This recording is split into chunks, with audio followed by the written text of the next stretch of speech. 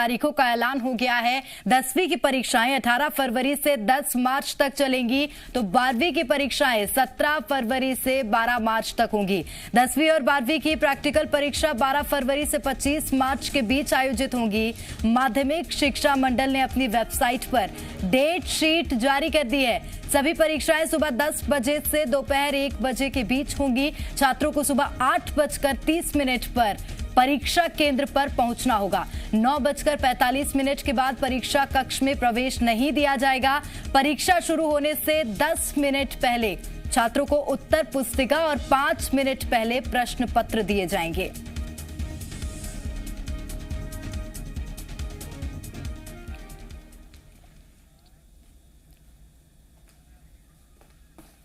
शिवराज सरकार ने कमलनाथ सरकार का एक और फैसला पलट दिया है। पंचायत चुनाव की तैयारियों के बीच सरकार ने ऐसी पंचायतों के परिसीमन को निरस्त कर दिया है जहां बीते 1 साल से चुनाव नहीं हुए हैं। ऐसी सभी जिला, जनपद या ग्राम पंचायतों में 2014 के हिसाब से ही लागू रहेंगी। जो पद जिस वर्ग के लिए आरक्षित है वही रहेगा। इसके लिए सरकार ने मध्य प्रदेश पंचायत राज और ग्राम स्वराज अध्यादेश 2021 को लागू किया है। जानकारी के मुताबिक ऐसी पंचायतें जहां परिसीमन तो हो गया, लेकिन उसके प्रकाशन से 1 साल के भीतर चुनाव नहीं कराए गए हैं, उन सभी परिसीमन को निरस्त माना जाएगा। अब ठीक वैसी ही व्यवस्था लागू हो जाएगी जो परिसीमन के पहले थी। कमलनाथ सरकार ने सितंबर 2019 में प्रदेश में जिले से लेकर ग्राम पंचायतों तक नया परिसीमन कर करीब 1200 नई पंचायतें बनाई थीं, जबकि 102 ग्राम पंचायतों को समाप्त कर दिया गया था और 1950 की सीमा में बदलाव भी किया गया था। इस नए परिसीमन को रद्द करने से 1200 पंचायतों का भविष्य अधर में लटक गया है।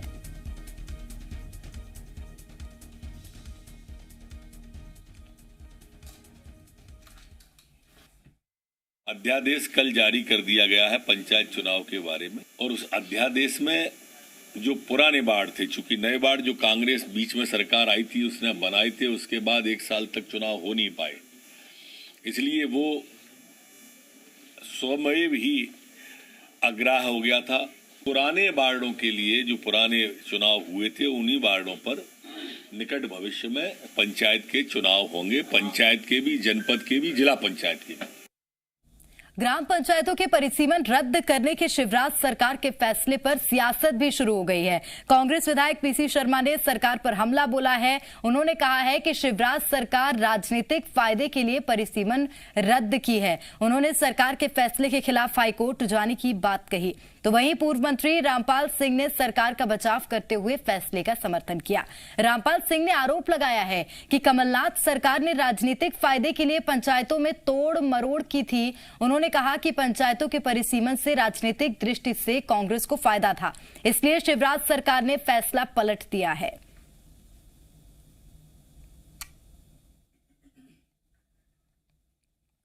तो पंचायतों पर परिसीमन शिवराज सरकार ने रद्द कर दिया है, जिसके बाद मध्य प्रदेश की सियासत गर्मा उठी है।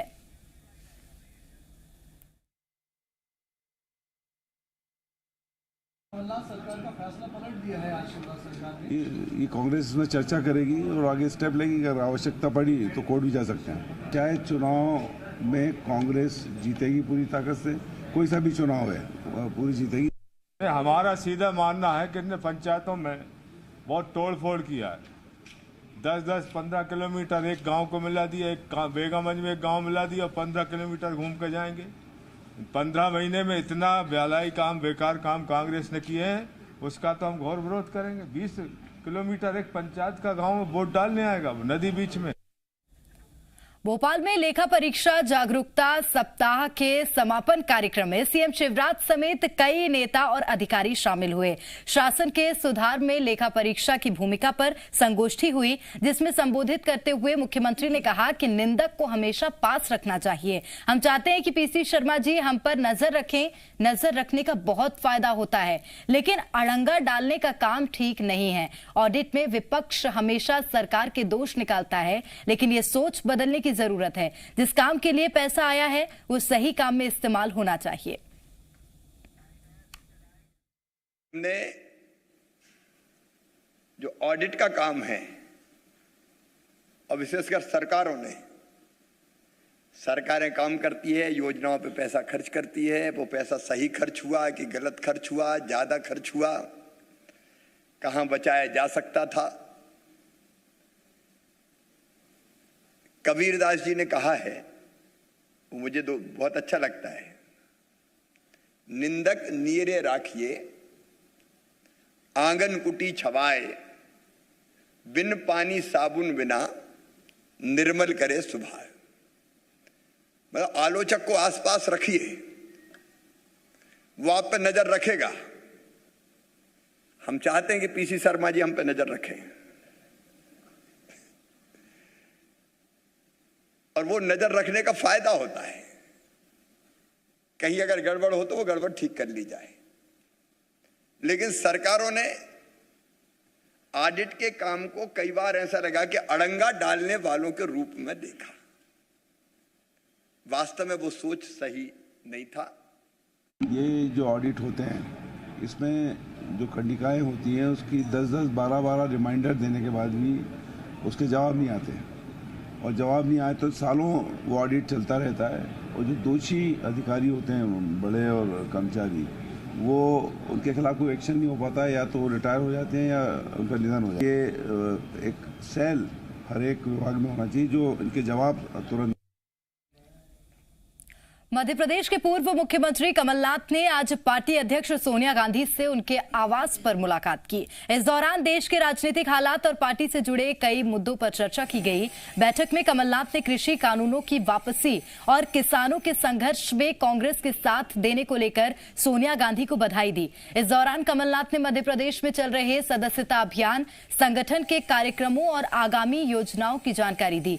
मीटिंग में संसद के आगामी सत्र से लेकर विभिन्न राज्यों की संगठनात्मक स्थिति पर भी बातचीत की गई। इसके अलावा किसानों को एमएसपी की गारंटी सुनिश्चित कराने, किसानों की अन्य मांगों को लेकर आंदोलन और बढ़ती महंगाई समेत कई अहम मुद्दों पर चर्चा की गई।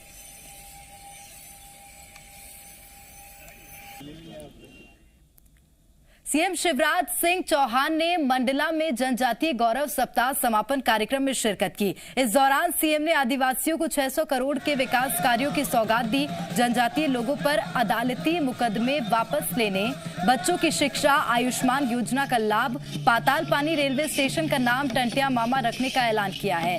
89 आदिवासी ब्लॉकों में घर घर अनाज वितरण किया जाएगा। उन्होंने कहा, साथ ही यूपीएससी परीक्षा की कोचिंग फीस लेंगे और 1 लाख बैकलॉग के पद भरे जाएंगे। सरकारी नौकरी के साथ ही स्वरोजगार के लिए 25,000 से 10 लाख तक की राशि दिलाई जाएगी।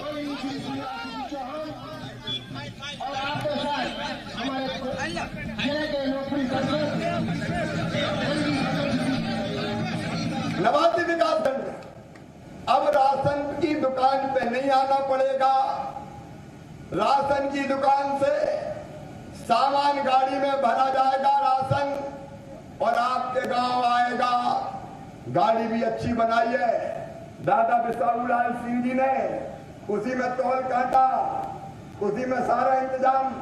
वही राशन निकालेंगे और गांव में ही आपको राशन वितरित किया जाएगा। तो मार्जिन मनी कौन जमा करवाएगा? अरे जोर से बताओ।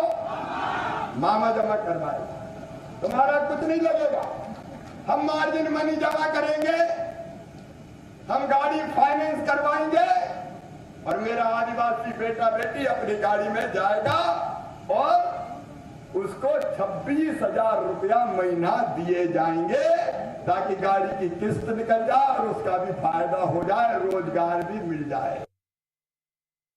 फीस की समस्या आती थी, हमने योजना बना के तय किया। मैं बच्चों से यही कहना चाहता हूं कि तुम केवल पढ़ो, अब फीस की चिंता मत करो। सरकारी मेडिकल कॉलेज हो या प्राइवेट मेडिकल कॉलेज हो, मेरे बेटा बेटियों, अगर 5, 7, 8 लाख रुपया साल भी फीस होगी, तो वो फीस भी तुम्हारी मम्मी पापा नहीं भरवाएंगे, तुम्हारा मामा भरवाएगा। आगे बढ़ते हैं। छिंदवाड़ा में अचानक हुई तेज बारिश से किसानों को बड़े नुकसान का सामना करना पड़ा है। किसान कुसमेली मंडी में अपनी उपज बेचने पहुंचे थे।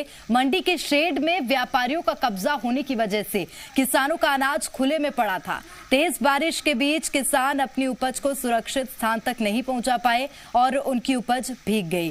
किसानों ने आरोप लगाया है कि लंबे समय से उनके लिए बनाए गए शेड का इस्तेमाल व्यापारी करते आ रहे हैं, जिसकी वजह से पहले भी कई बार किसानों की फसल पानी में भीगने से बर्बाद हो चुकी है, लेकिन जिम्मेदारों ने अभी तक कोई कार्रवाई नहीं की।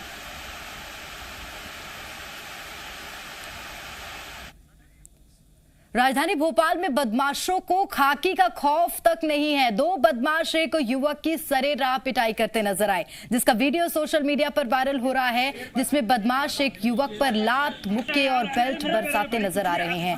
पिटाई खा रहा शख्स चिल्ला रहा है और माफी भी मांग रहा है, लेकिन बदमाशों ने उसकी एक नहीं सुनी। बताया जा रहा है कि ये वीडियो मद्रासी कॉलोनी का है। बदमाशों की दहशत से पीड़ित अपनी शिकायत लेकर थाने भी नहीं पहुंचा। हालांकि वीडियो वायरल होने के बाद पुलिस हरकत में आई और मामले को संज्ञान में लेकर दोनों आरोपियों को गिरफ्तार कर लिया है।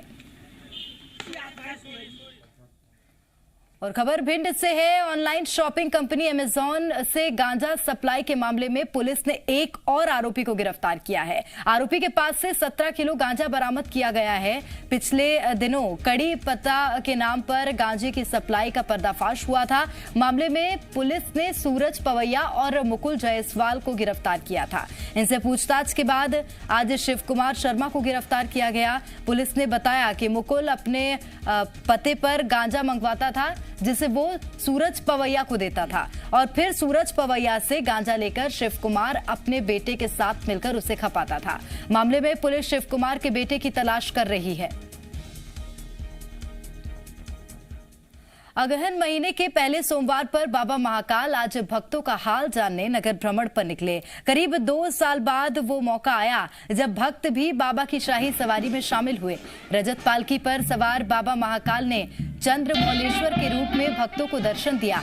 सबसे पहले गेट पर बाबा को गार्ड ऑफ ऑनर दिया गया। इसके बाद बाबा की सवारी गुदरी चौराहा, बख्शी बाजार, रामघाट, क्षिप्रा मंदिर, कार्तिक चौक, सत्यनारायण मंदिर होते हुए गुजरी।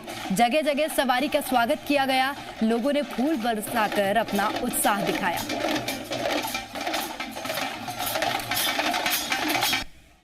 लोग तड़प रहे थे बाबा के दर्शन करने के लिए। लोग परेशान थे कि हमारे देवता आज मंदिर के अंदर है, पर आज सड़कों पे हमारा हालचाल लेने नहीं आ रहे। पर आज भगवान महाकाल की कृपा है कि कोविड जैसी महामारी दूर है और हम सब लोग बिना मास्क के खूब आनंद में निर्भय होकर के भगवान महाकाल की पूजन अर्चन कर। जितने भी रास्तों में जितने लोग आते जा रहे हैं उन सभी लोगों को हम लोग अनुरोध करते चल रहे हैं। एग्जीक्यूटिव मजिस्ट्रेट्स की ड्यूटी लगाई गई है। जहाँ जहाँ पर मार्ग में दिक्कत थी, मार्ग का सुदृढ़ीकरण किया गया है, बैरिकेडिंग की गई और लाइट की व्यवस्था की गई है। तो सभी लोग हम लोग मिलकर अगन मास की सवारी के लिए हम लोग प्रयास कर रहे हैं।